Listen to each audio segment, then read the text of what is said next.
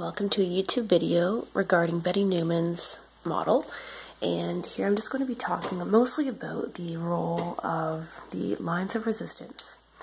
So as I've drawn here, as you can see in the middle, this is basically you, and actually this whole bubble is essentially you, and I'll explain what each of these lines mean. This in the middle is your core, which consists of things like your ego and how your organs are doing and homeostasis, etc. And this is kind of what these lines are trying to protect.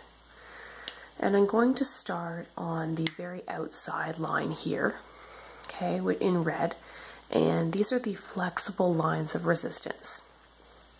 And the flexible lines of resistance are the first to be broken. So let's just take an example of the flu, okay? So we'll have the flu here trying to get at you. And what happens is, let's say you had, like, these flexible lines of resistance are essentially what your health behaviors are. And whether, say, maybe you had the flu shot. And so the flu shot will help to bolster these flexible lines of resistance. And will then therefore widen them and take them further away from your core. But let's say you didn't get your flu shot and you haven't been sleeping and you're stressed from school, etc. and you're not taking care of yourself, you're not eating well. Well, these lines will become closer to the core and be easier to break down.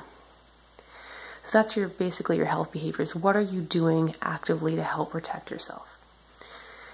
Then we have this black line here, which is the normal line of resistance. And this is essentially your baseline health level. So if you are living with several chronic illnesses, obviously this line would not be as strong, but if you are generally a healthy individual, this line will be stronger. And it can change, obviously, but it's generally stable. And then finally in blue here, we have the lines of resistance. And these indicate the lines in which, like, after this has been, the flexible lines have been broken, now the lines of resistance are going to try to help you as well. So this, I wrote down immune system here. These are kind of like almost like the last resort, so to speak. So yeah, so your immune system and how your body actually copes to manage the illness itself. Okay, and then I kind of wrote down some sorts of stressors that can affect you. So just as a heads up, there's interpersonal, and extrapersonal stressors. So interpersonal, kind of within yourself stressors, interpersonal between individuals, and extrapersonal, like, say, social factors or something like that. Like, I don't know, whatever the government's doing with your money these days, for example, could be a stressor. All right, so then finally, I also want to talk about primary, secondary, and tertiary prevention. So primary prevention, as you may be able to guess, is kind of like the preventing the disease from happening at all. And this would therefore mostly try to strengthen these flexible lines of resistance. Okay, and then secondary prevention would be basically like the disease might have already happened, maybe it's being caught early, or maybe it's being treated early and stuff. And this is basically bolstering your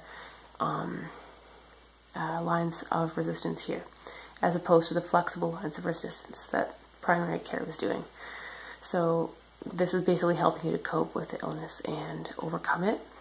And then the tertiary lines of resistance are just kind of like, again, that sort of last resort and trying to help the individual overcome the illness.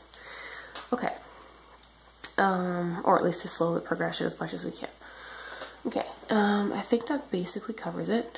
I, of course, may have made some mistakes in explaining this. I'm not a professional, but this is the best that I have.